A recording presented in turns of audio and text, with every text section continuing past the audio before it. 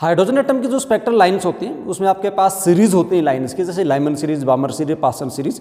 इनमें सीरीज, हर सीरीज की कुछ लाइंस होती हैं और उनमें से पूछा जाता है कि जैसे मैं लाइमन सीरीज का एग्जांपल ले लूँ तो लाइमन सीरीज की शॉर्टेस्ट वेवलेंथ बताइए और लॉन्गेस्ट वेवलेंथ बताइए। सिमिलरली आपसे बामर सीरीज की भी पूछी जा सकती है और वहाँ पे बच्चे कंफ्यूज हो जाते हैं, वो डिसाइड नहीं कर पाते कि कैसे निकालूँ मैं। तो उसके लिए वो क्या करते हैं, रूट मेमोराइजेशन करते हैं। और रूट मेमोराइजेशन आपको पता है कभी भी स्टेबल नहीं होता, टाइम के साथ धीरे धीरे आप भूलते चले जाएंगे या आपके इसमें कन्फ्यूजन हो जाएगा।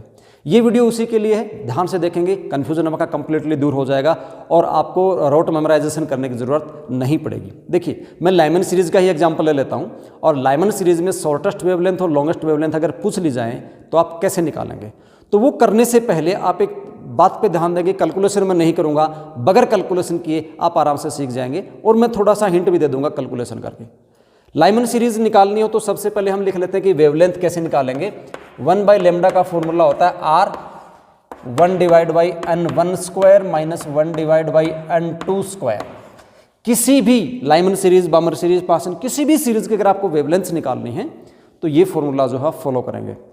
ठीक है, R रिडबर्ग कांस्टेंट है, वैल्यू आपको पता है। R की जो वैल्यू होती है 1.097 इंटू 10⁻⁷ पर मीटर होती है, वैल्यू याद भी रख लेंगे।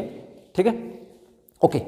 अब हमें क्या करना है, मैं लाइमन सीरीज का एग्जांपल ले लेता हूं और लाइमन सीरीज की हमें निकालनी है शॉर्टेस्ट वेवलेंथ। सबसे पहले किसका एग्जांपल लेता हूं, शॉर्टेस्ट वेवलेंथ का लेता हूं।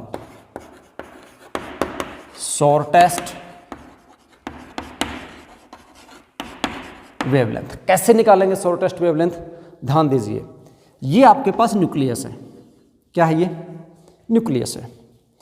ये आपके पास n = 1 हुआ, this is n = 2, n = 3 and so on. ये मान लेता हूं लास्ट वाली n = infinity, n = infinity. Energy जो होती है, क्या एनर्जी जो होती है E, उसका फॉर्मूला है -13.6 Z² divide by n²। Hydrogen का जब केस लेंगे तो Z की वैल्यू कितनी हो जाएगी, 1 हो जाएगी। तो आपके पास आंसर आएगा E = -13.6 डिवाइड बाई n² हो जाएगा। ठीक है, अब देखो अगर आप n की वैल्यू 1 करते हैं तो ये जो ये है इसकी एनर्जी आती है -13.6 इलेक्ट्रॉन वोल्ट। ये आंसर किस में आता है, इलेक्ट्रॉन वोल्ट में। तो ये एनर्जी आपके पास आएगी -13.6 इलेक्ट्रॉन वोल्ट। अगर n = 2 आप लेते हैं तो यहाँ पे 4 हो जाएगा और ये आपके पास आएगा लगभग 3.4 इलेक्ट्रॉन वोल्ट। n = 3 लेंगे तो ये 9 हो जाएगा, तो ये आपके पास आएगा 1.5 इलेक्ट्रॉन वोल्ट। n = 4 लेंगे, इस प्रकार से चलते चले जाएंगे, माइनस में रिजल्ट्स आ रहे हैं। आप यहाँ पे क्या देख रहे हो, देखो n = 1 लेता हूँ तो एनर्जी आती है -13.6, n = 2 लेता हूँ तो -3.4। इसी प्रकार से अगर लास्ट में जाके मैं n = इन्फिनिटी ले लेता हूँ तो ये एनर्जी हमारे पास आ जाती है 0। एनर्जी कितनी आ जाएगी उस केस में, 0, क्योंकि n की वैल्यू इन्फिनिटी रखते ही रिजल्ट क्या हो गया, 0। इसका मतलब आप ये देख रहे हो कि किसी भी एटम की जो मैक्सिमम एनर्जी होती है, किसी भी एटम की जो मैक्सिमम एनर्जी है वो 0 होती है और जो मिनिमम एनर्जी है -13.6 होती है। क्योंकि माइनस में, ध्यान देखना, कुछ बच्चे यहाँ पे कंफ्यूज हो जाते हैं, माइनस में है तो माइनस में है तो स्मॉलेस्ट है, ये -13.6 है और ये क्या है, 0। इसका मतलब मैक्सिमम 0 होती है, मिनिमम -13.6 होती है। तो मिनिमम एनर्जी ये है, मैक्सिमम की एनर्जी किसकी है, आउटर मोस्ट की है। अब जो आपके पास बोहर्ज मॉडल है और बोहर्ज मॉडल का जो थर्ड पोस्टुलेट है वो क्या बोलता है कि जब भी कोई इलेक्ट्रॉन 1 ऑर्बिट से सेकंड ऑर्बिट में जंप करता है, वो लोअर टू हायर है या हायर टू लोअर, तो वो क्या करता है, उन दोनों के बीच में जितना भी एनर्जी का गैप है, अगर वो लो टू हाई करता है तो उतनी एनर्जी को रेडिएट कर देगा, और अगर नहीं सॉरी वो हाई टू लो आता है तो उतनी एनर्जी को रेडिएट कर देगा, अगर लो टू हाई जाता है तो उतनी को अब्जॉर्ब कर लेगा। ठीक, अब हमें क्या करना है, लाइमन सीरीज है तो लाइमन सीरीज में क्या होता है कि किसी भी आउटर मोस्ट से वो फर्स्ट में, ये आउटर मोस्ट है, यहाँ से वो फर्स्ट में आ सकता है, इससे फर्स्ट में आ सकता है, इससे भी फर्स्ट में, इसीलिए तो इसको हमने सीरीज बोला क्योंकि इसके अंदर नंबर ऑफ लाइंस मिलती हैं और हमें उन सीरीज में से सबसे शॉर्टेस्ट वेवलेंथ निकालनी है। अब देखो वेवलेंथ शॉर्टेस्ट होगी तो एनर्जी कैसी रहेगी, इस बात पे ध्यान दीजिए। हमें पता है एनर्जी का जो फॉर्मूला होता है, रफ वर्क करना ही आप, E = होता है hc डिवाइड बाई लैम्डा। इसका मतलब अगर वेवलेंथ शॉर्टेस्ट है एनर्जी मैक्सिमम है, वेवलेंथ शॉर्टेस्ट है तो एनर्जी मैक्सिमम है। आप देखिए ये 3 का अगर एग्जाम्पल ले लूँ मैं, एक सबसे लास्ट वाली ले लेता हूँ और एक सबसे अंदर वाली ले लेता हूँ, तो इनमें एनर्जी ज़्यादा किसकी रहने वाली है? यहाँ से यहाँ ज़्यादा एनर्जी रहेगी या यहाँ से यहाँ ज़्यादा एनर्जी रहेगी? तो आप देखोगे कि इसकी एनर्जी ज़्यादा है। और अगर आप ऐसे नहीं समझ पा रहे हो तो कैलकुलेशन कर सकते हो। हमारे पास एनर्जी का डिफरेंस क्या आएगा? Delta E. डेल्टा ई हमारे पास आएगा E2 minus E1, E2 minus E1, E2 मतलब ये लास्ट वाला, इसकी एनर्जी थी 0, माइनस ऑफ E1 अंदर वाला माइनस 13.6 था, तो माइनस क्या करूँगा, प्लस हो जाएगा 13.6 इलेक्ट्रॉन वोल्ट। मतलब यहाँ से अगर यहाँ तक आएगा तो एनर्जी आएगी प्लस 13.6 इलेक्ट्रॉन वोल्ट। दूसरा अंदर वाला ले लेता हूँ पहले से ही। अगर मैं डेल्टा ई इस केस के लिए निकालूँ तो मेरे पास जो डेल्टा ई आएगी वो आएगी E2। E2 कौन है? ये सेकंड में से आएगा, तो सेकंड की एनर्जी आपके पास होगी माइनस 3.4। सेकंड वाला एनर्जी माइनस 3.4 पहले में आ रहा है, तो माइनस माइनस प्लस 13.6, और ये आपके पास एनर्जी आई 10.2 इलेक्ट्रॉन वोल्ट। तो आप देख पा रहे हो ज़्यादा एनर्जी कब है? जब इन्फिनिटी से कहाँ आता है? फर्स्ट में आता है, तो एनर्जी ज़्यादा है, और एनर्जी ज़्यादा है तो इसका मतलब क्या हुआ? वेवलेंथ मिनिमम है। अब ये जो कंसेप्ट है ये आपको हर सीरीज पे लगा देना है। अगर बामर सीरीज है तो बामर सीरीज में सिर्फ इतना ही फर्क होगा कि 1 की जगह 2 आ जाएगा। आउटर मोस्ट से अगर 2 में आता है बामर सीरीज होगा तो क्या होगा? आउटर मोस्ट से अगर इन्फिनिटी से 2 में आता है तो शॉर्टेस्ट वेवलेंथ होगी। पासन सीरीज करेंगे इन्फिनिटी से अगर 3 में आता है, क्योंकि 3 पे ही पासन आती है, तो मतलब जो पहली लाइन होगी वो इन्फिनिटी से लेके और कहाँ पे आएगा?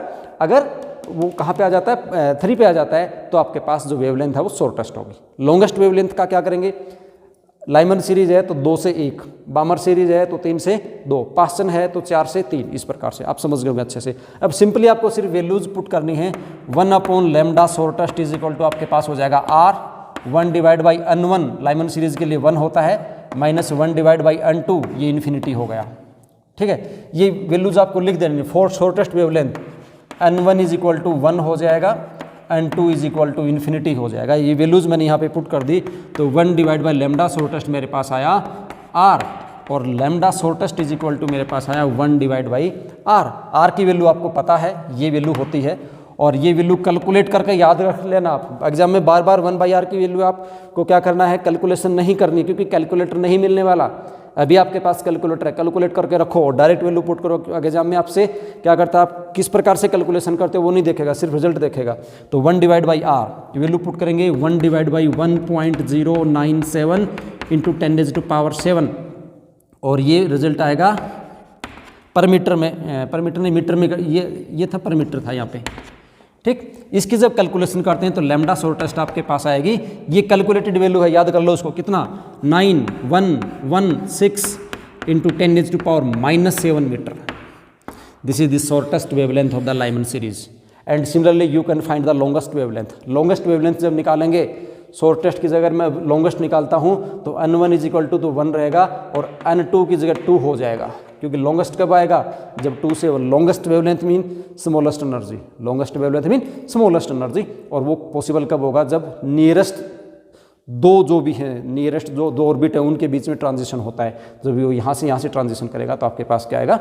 लॉन्गेस्ट आएगा। तो ऐसे करके आप किसी भी सीरीज की शॉर्टेस्ट वेवलेंथ और लॉन्गेस्ट वेवलेंथ निकाल सकते हो। एक बात और ध्यान आपको देनी है, जब लाइमन सीरीज है और लाइमन सीरीज की जो शॉर्टेस्ट वेवलेंथ है उसको कभी कभी के अल्फा लाइन भी बोल देता है एग्जाम में। शॉर्टेस्ट वेवलेंथ को क्या बोलेगा? के अल्फा लाइन नहीं बोलेगा, के बीटा बोलेगा, के बीटा भी नहीं बोलेगा, शॉर्टेस्ट को नहीं बोलेगा, वो क्या बोलेगा? Longest wavelength. मैं ये कुछ अलग से क्वेश्चन बताना चाहता था, ध्यान रखना। शॉर्टेस्ट को के अल्फा नहीं बोलता है।